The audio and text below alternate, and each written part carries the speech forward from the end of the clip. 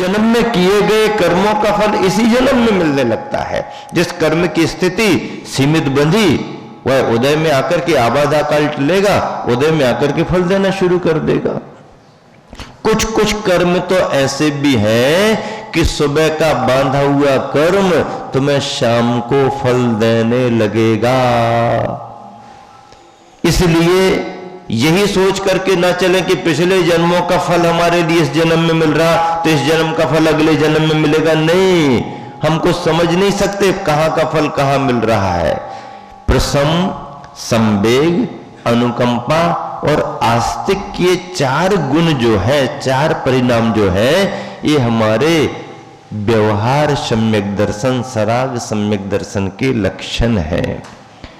अब चलिएगा एक इसी सम्यक दर्शन के साथ निसर्गज और अधिगमज। निसर्गज का अर्थ होता है कि स्वभाव से प्राप्त, जिसमें कोई प्रवचन प्रेरणा नहीं मिली और अंतर मन से अपन को अपने भावों से आ गया, तो वो निसर्गज, नैसर्गिक। और अधिगमज किसी के उपदेश से, समझाने से, कुछ निमित्त कारण मिलने से, जो निमित्त मिलने से, किसी के समझाने से हमारे को सम्यक दर्शन श्रद्धा आती है, वो अधिगमज। और जो नेचुरल अपने ही परिणामों से, बाहर से कोई निमित्त नहीं बना, वो अधिगमज, वो निसर्गज और उपदेश पूर्वक अधिगमज।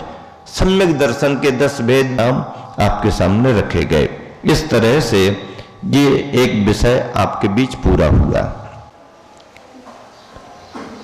इसी क्रम में अब आप सबके लिए दूसरा विषय और समझना है।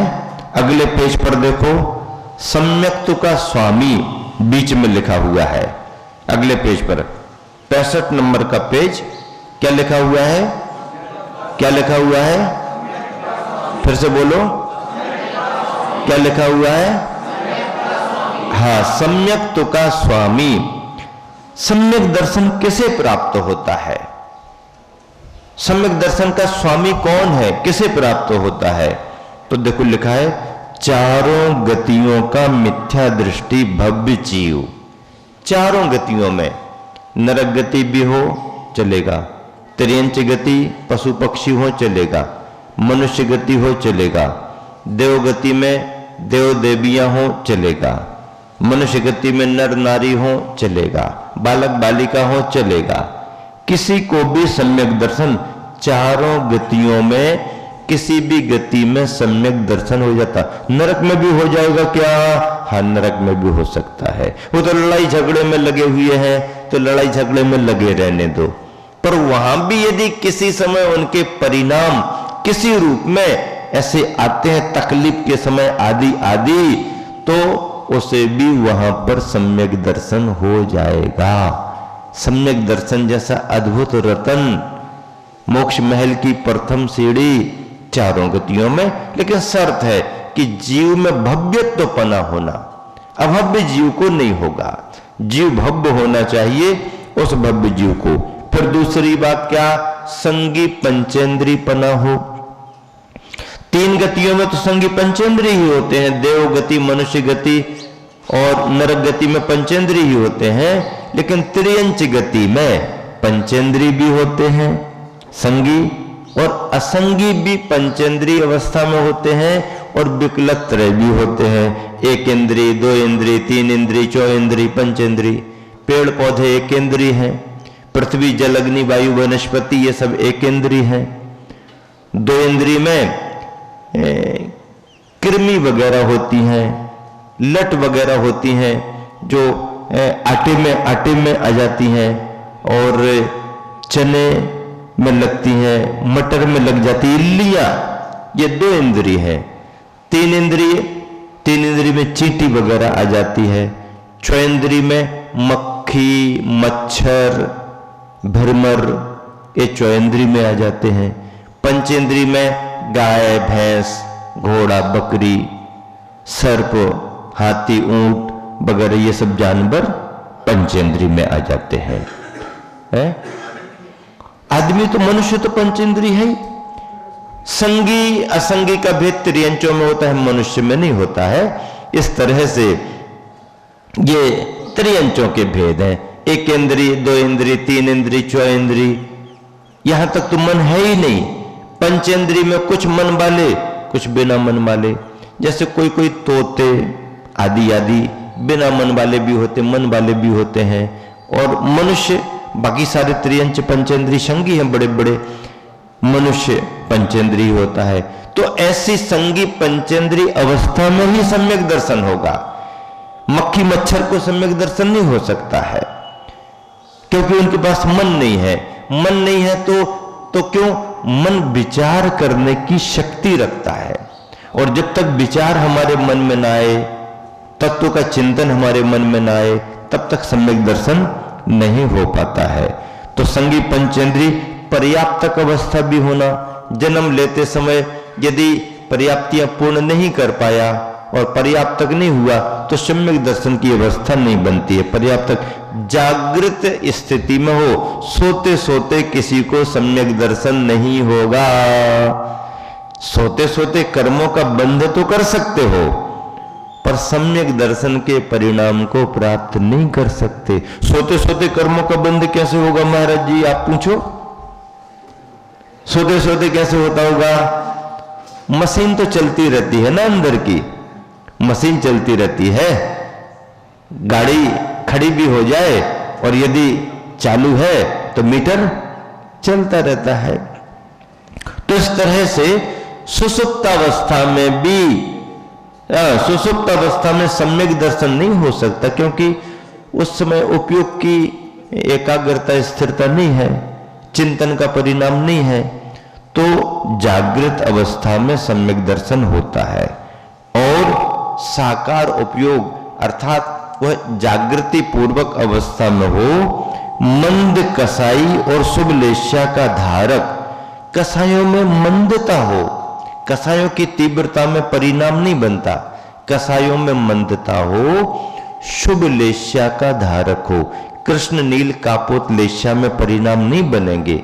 कृष्ण नील कापोत लेस्या अशुभ है, पीत पद्म शुक्ल लेस्या शुभ है।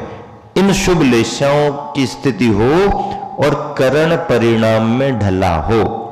करण परिणाम में ढला हो का मतलब यह है कि सम्यक दर्शन की प्राप्ति के लिए 5 लब्धियों की व्यवस्था तीर्थंकर भगवंतों ने बतलाई है।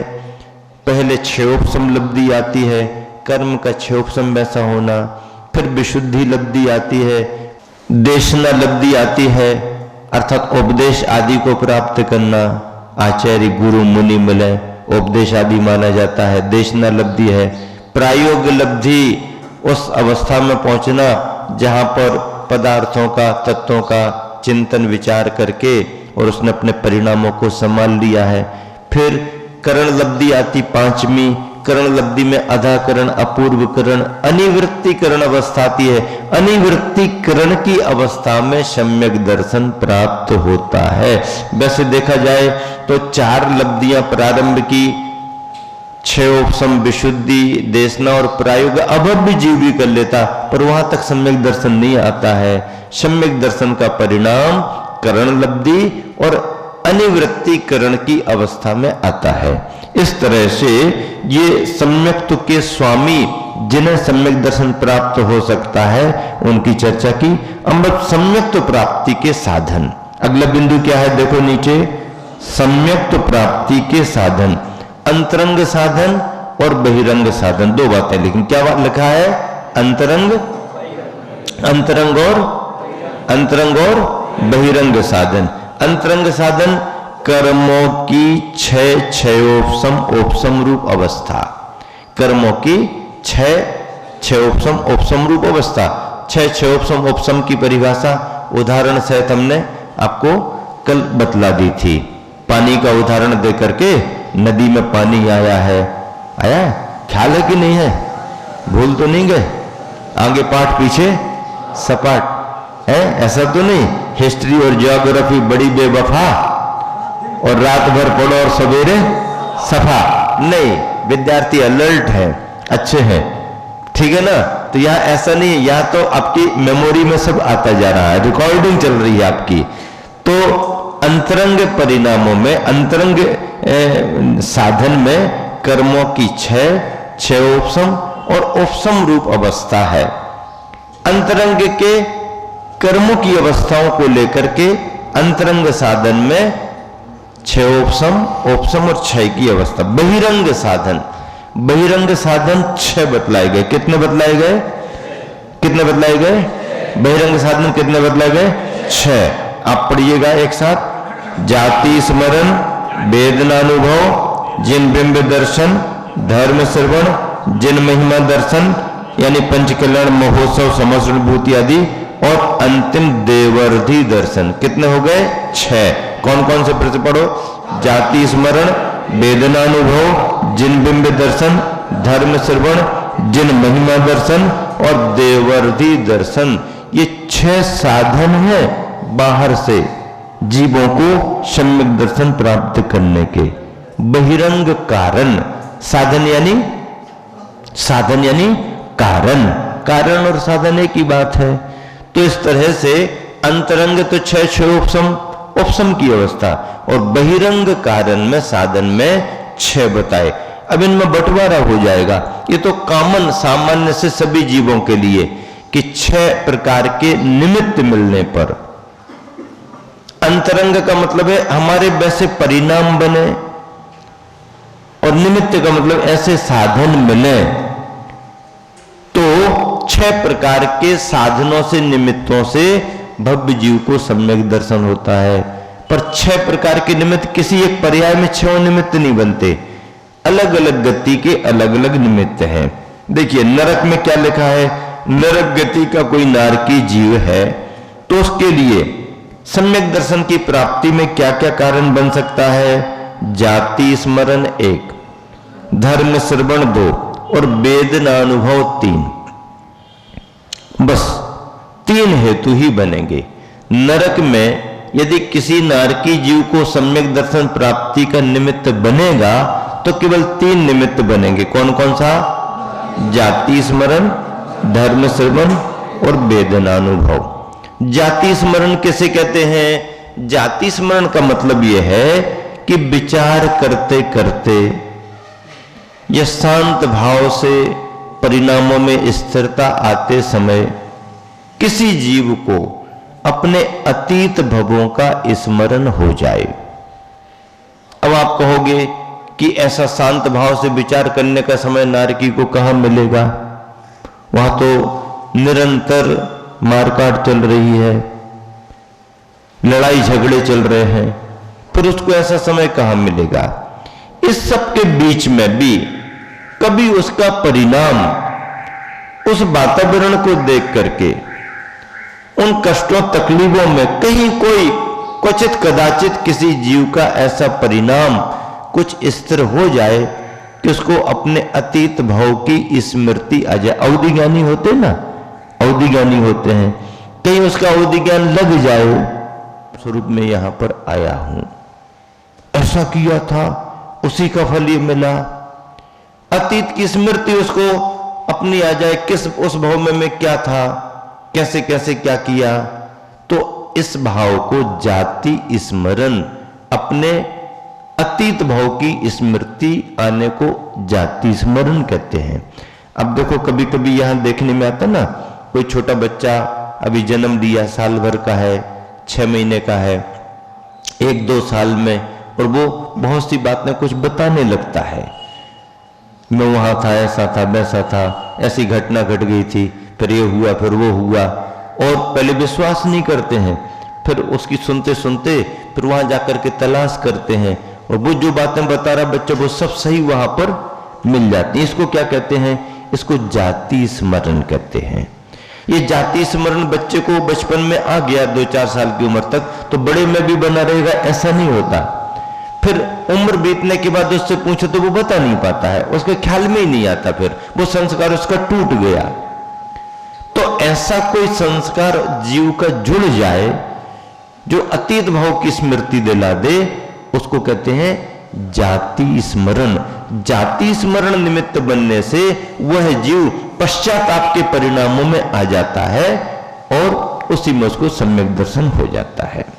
दूसरी बात, दूसरा बिंदु वेदनानुभव। वेदनानुभव का मतलब कष्ट तकलीफ का अनुभव। नारकियों को कष्ट तकलीफ तो होती ही है। अब कष्ट से सम्यक दर्शन का क्या संबंध? तो कष्ट सहते सहते कभी उसके परिणामों में एकदम व्यथा वेदना की तीव्रता आ जाए, अरे ये कष्ट कब तक सहना पड़ेगा, इन कष्टों से छुटकारे का कोई उपाय नहीं है, ऐसा विचार करते करते उसका कोई उपयोग स्थिर हो जाए और उसके ख्याल में आ जाए कि मैंने अपने पूर्व जीवन में धर्म नहीं किया था, तो इस परिणाम से भी उसको सम्यक दर्शन हो जाएगा। जैसे कि वेदना अनुभव कहते हैं। और धर्म श्रवण कहां तक होता है? तीसरे नरक तक ही धर्म श्रवण की स्थिति बन सकती। तो वहां धर्म श्रवण के लिए क्या कोई विशेष सभा लगती है या कोई शास्त्र रख करके वाचना होती है? ऐसा कुछ नहीं होता है। उसका नियोगी देव कोई पूर्व का मित्र हो, कोई पूर्व का कुटुंबी घर परिवार का सदस्य हो, वो स्वर्ग में चला गया, ये नरक में चला गया, उस देव को यदि स्मरण आ गया, अवधि ज्ञान से जानकारी हो गई कि हमारे परिवार का सदस्य नरक में है, हमारा मित्र नरक में चला गया, उसे संबोधना चाहिए, उसे भी कुछ सांत्वना देना चाहिए। और इस भाव से यदि स्वर्ग का देव स्वर्ग से निकल करके यदि नीचे नरक में चला गया, तो स्वर्ग का देव नरक में जा सकता है। नरक में उसको कोई तकलीफ नहीं होगी, क्योंकि वो दिव्य वैकृतिक शरीर वाला है देव का, उसको कोई तकलीफ कष्ट, उसको कोई नारकी मार भी नहीं सकता है। वो देव जाकर के और अपने नियोगी जीव को संबोधित कर दे, समझा दे, संबोधित कर दे, तो फिर वो जीव सम्यक दर्शन प्राप्त कर लेता है। उसकी कसायों में उस समय मंदता आ जाती है। तो इस तरह से धर्म श्रवण, धर्म की बातें बतला करके उसको धर्म पर श्रद्धान करा देता है। ये धर्म श्रवण उस जीव ने अपने नियोगी देव के द्वारा धर्म की बातों को सुनकर के सम्यक दर्शन प्राप्त कर लिया। धर्म श्रवण तीसरे नरक तक, चौथे पांचवें छठवें आदि नरकों में देव नहीं जा पाते हैं, जाते नहीं हैं। और फिर ऊपर के स्वर्गों के देव भी बहुत 16वें स्वर्ग से ऊपर और ये और वो 12वें स्वर्ग तक आवागमन, नवग्रहिक अनुदिश 5 अनुत्तर वाले स्वर्ग के देव इंद्र आदि नहीं आते हैं। इस सम्यक दर्शन के प्रकरण को थोड़ा सकल और आगे बढ़ा करके फिर एक विषय आगे बढ़ाएंगे, क्योंकि थोड़ा और उपसंहार के रूप में सम्यक दर्शन का विषय अच्छा रह गया है। मनुष्य और त्रियंचों का संदर्भ आपको सुनना, देवदत्त दर्शन और जिन महिमा दर्शन। जिन महिमा दर्शन का संबंध 12वें स्वर्ग तक है, क्योंकि जिन महिमा दर्शन 16वें,